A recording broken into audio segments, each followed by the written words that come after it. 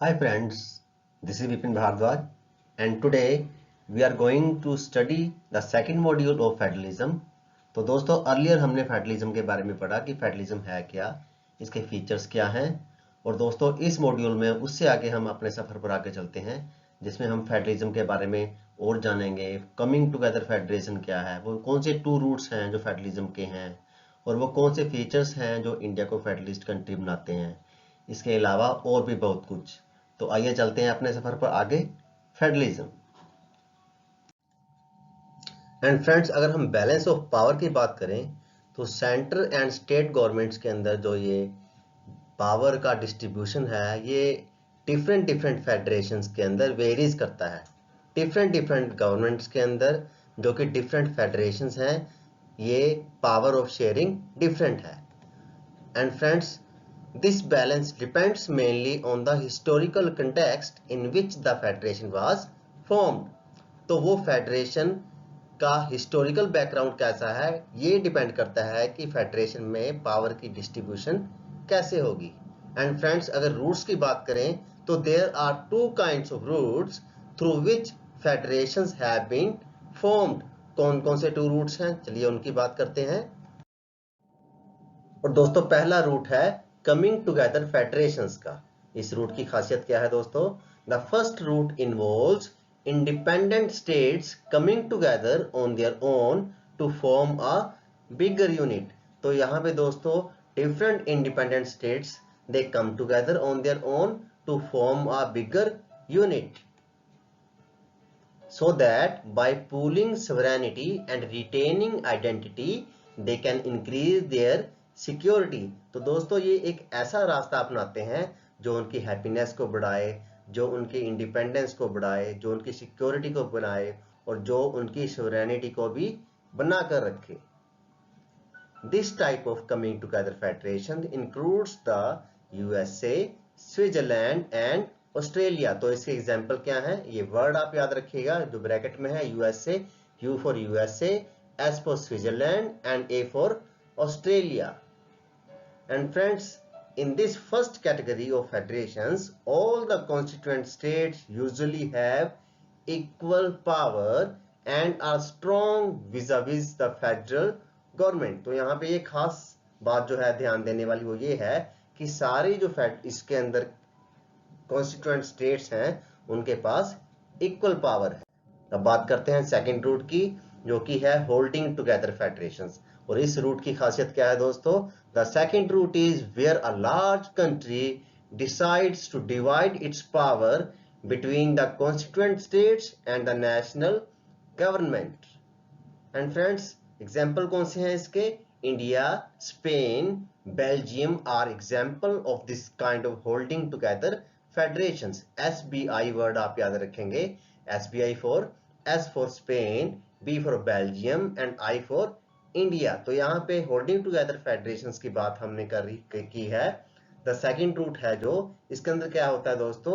A large country decides to divide its power between the constituent states and the national government. यहाँ पे power को share दोनों के बीच में किया जाता है। And in this second category the central government tends to be more powerful than the states. तो यहाँ पे ये बात ध्यान दी जाने वाली है कि सेंट्रल गवर्नमेंट के पास यहाँ ज्यादा पावर है। And very often different constituent units of the federations have unequal powers. यहाँ पे पिछले में हमने देखा था, पिछले रूट में, कि सारी कॉन्स्टिट्यूएंट यूनिट्स के बाद सारी कॉन्स्टिट्यूएंट यूनिट्स के पास इक्वल पावर थी, लेकिन यहाँ पे दे हैव अनइक्वल पावर्स और ज्यादा पावर्स हैं सेंट्रल गवर्नमेंट के पास। और some units are granted special powers. ये बात ध्यान दी जाने वाली है कि यहाँ पे कुछ यूनिट्स को स्पेशल पावर्स जो हैं ग्रांट की जाती। और दोस्तों अब बात करते हैं उन फीचर्स के बारे में जो इंडिया को एक फेडरल कंट्री बनाते हैं। तो आइए जानते हैं क्या फीचर्स हैं जो इंडिया को एक फेडरल कंट्री बनाते हैं। तो दोस्तों कॉन्स्टिट्यूएंट है हमारा, जो कॉन्स्टिट्यूशन जो हमारा है, that declared India as a union of states. Although it did not use the word federations, the Indian Union is based on the principle of federalism। अगर हम देखें तो इंडियन यूनियन जो है वो उन सभी फीचर्स के ऊपर बेस्ड है, वो उन सभी सिद्धांतों के ऊपर बेस्ड है जो फेडरलिज्म के फीचर्स हैं, जो फेडरलिज्म के प्रिंसिपल्स हैं। And friends, let us go back to the 7 features of federalism. Earlier we had read, जो अर्लियर हमने फेडरलिज्म के 7 फीचर्स पढ़े हैं, अगर उनको ध्यान से देखें तो हम पाएंगे कि इंडिया के अंदर वो सारे के सारे 7 फीचर्स समाये हुए हैं। We can see that all these features apply to the provisions of the Indian Constitution.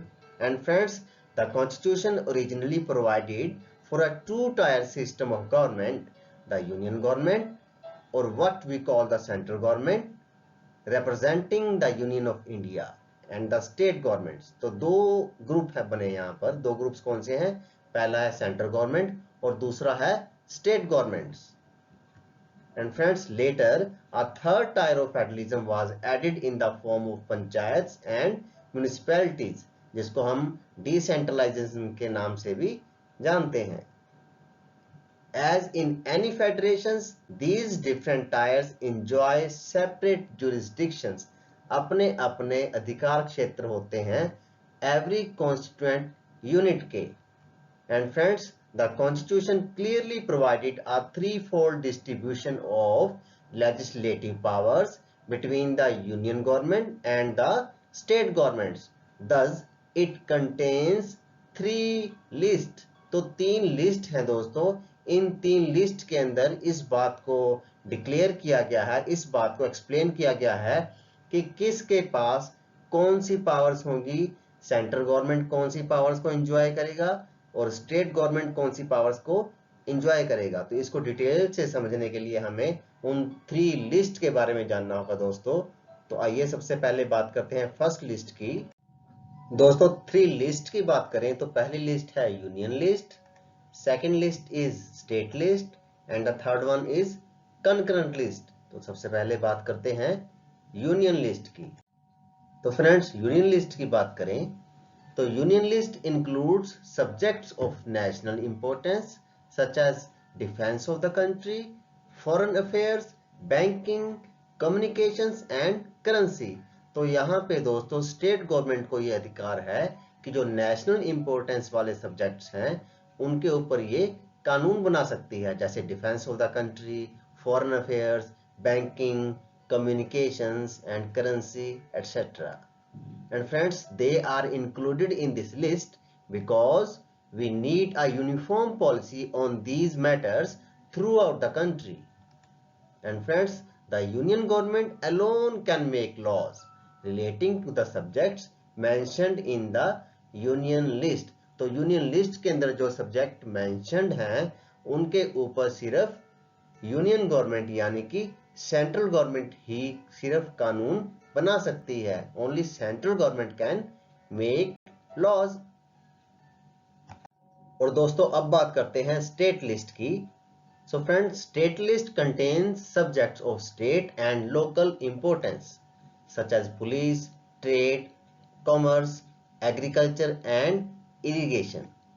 The state government alone can make laws relating to the subjects mentioned in the state list.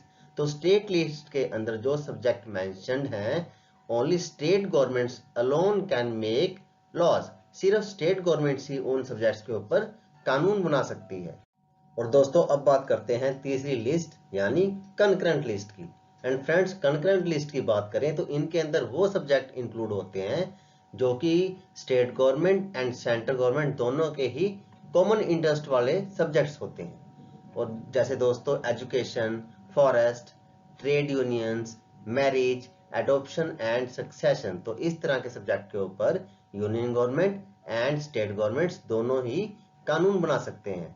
और दोस्तों both the union as well as the state governments can make laws on the subjects mentioned in the list. लेकिन एक बात यहाँ पे ध्यान देने वाली है कि अगर if their laws conflict with each other, the law made by the union government will prevail. तो यानी कि अगर दोनों के अंदर कोई कन्फ्लिक्ट हो कानून बनाने से लेकर, तो यहाँ पे यूनियन गवर्नमेंट के बनाए गए कानून को ही माना जाएगा। यानी कि यहाँ पे सेंट्रल गवर्नमेंट जो है ज्यादा पावरफुल अपने आप को शो कर रही है। लेकिन दोस्तों कुछ सब्जेक्ट्स ऐसे हैं जो ना तो यूनियन लिस्ट में आते हैं, ना स्टेट लिस्ट में, और ना ही कंकरेंट लिस्ट में। तो ऐसे सब्जेक्ट्स के ऊपर दोस्तों किसके ऊपर कानून बनाने का किसको अधिकार है, उसके बारे में बात करते हैं। जैसे सब्जेक्ट्स हैं कुछ कंप्यूटर सॉफ्टवेयर, जो कि जब कॉन्स्टिट्यूशन बना था तब ये आए भी नहीं थे ये सब्जेक्ट। ये कंप्यूटर सॉफ्टवेयर नाम का प्राणी, कंप्यूटर नाम का प्राणी उस समय इस संसार में नहीं आया था। तो ऐसे सब्जेक्ट्स जो कि कॉन्स्टिट्यूशन में मेंशन नहीं है कि उनके ऊपर कानून कौन बना सकता है, तो ऐसे सब्जेक्ट के ऊपर दोस्तों according to our constitution the union government has the power to legislate on these residuary subjects. तो इन सब्जेक्ट्स को बोला जाता है दोस्तों रेजिडुअरी सब्जेक्ट्स, और इस पावर को, जो गवर्नमेंट की पावर है, उसको बोला जाता है दोस्तों residuary power. And friends, one thing we have noted here that most federations that are formed by holding together do not have equal power to its constituent units.